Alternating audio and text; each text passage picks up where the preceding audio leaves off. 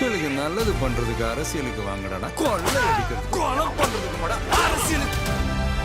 தளபதி விஜய் அவர்கள் சிஎம் ஆனதுக்கு அப்புறமா கொடுத்த வாக்குறுதிகளை 1 by 1 நிறைவேற்றிட்டு இருக்காரு. ஸோ அப்படிதான் சட்டமன்றத்தில் எதிர்கட்சி தலைவராக இருக்க உதயநிதி ஸ்டாலின் அவர்கள் மகளிர் உரிமை தொகையை நீங்க கண்டினியூஸா கொடுக்கணும், 15ஆம் தேதி ஆச்சு அப்படின்னா அவங்களோட கணக்குல நீங்க வரவு வைக்கணும் அப்படின்னு ரெக்வஸ்ட் வச்சிருந்தாரு. ஸோ முதலமைச்சர் விஜய் அவர்கள் இது பற்றி பரிசீலிப்பார் அப்படின்ற அப்டேட் கிடைச்சிருக்கு. மேலும் அதன்படி நாளைக்கு மே 15ஆம் தேதி மகளிரோட எல்லாரோட அக்கௌண்ட்லயுமே 2500 ரூபாய் வாக்குறுதி நிறைவேற்றப்படும் அப்படின்னு எல்லாருமே எக்ஸ்பெக்ட் பண்ணிட்டு இருக்காங்க. ஆல்ரெடி ஸ்கூல் ஸ்டூடெண்ட்ஸ்க்கு 1000 ரூபாய் பணம் கொடுக்கற ஸ்டெப்பை சிஎம் விஜய் அவர்கள் ஸ்டார்ட் பண்ணிட்டாரு.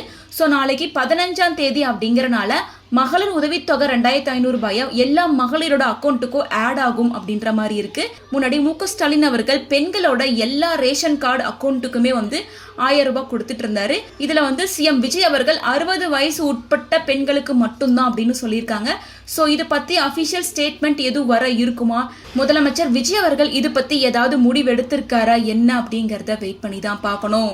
மேலும் தளபதி விஜய் அவர்கள் முதலமைச்சரா பதவி ஏற்ற அன்னைக்கே திமுக அரசு 10 லட்சம் கோடி கடனை வச்சுட்டு போயிருக்கு அப்படின்னும் அதுக்கான வெள்ளை அறிக்கையை சீக்கிரமா வெளியிட்டுறதா சொல்லியிருந்தாரு.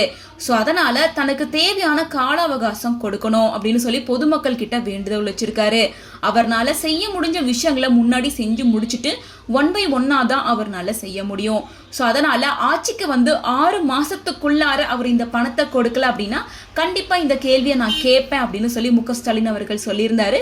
ஸோ அதனால இப்ப வர 15ஆம் தேதி மகளிருக்கு பணம் வருமா வராதா, இதை பத்தி சிஎம் அவர்கள் என்ன முடிவு எடுத்திருக்காரு அப்படின்ற எல்லா அப்டேட்ஸுமே வெயிட் பண்ணி தான் பார்க்கணும். இப்போதைக்கு டிஸ்கஷன்ல மட்டும் போயிருக்கு, ஸ்டூடெண்ட்ஸ்க்கான அமௌண்ட்டை மட்டும் தான் டிஸ்ட்ரிபியூட் பண்ணியிருக்காங்க. மக்களுக்கு நல்லது பண்றதுக்கு அரசியலுக்கு வாங்கடா, கொள்ளை அடிக்கிறது கொலை பண்றதுக்கு அரசியலுக்கு.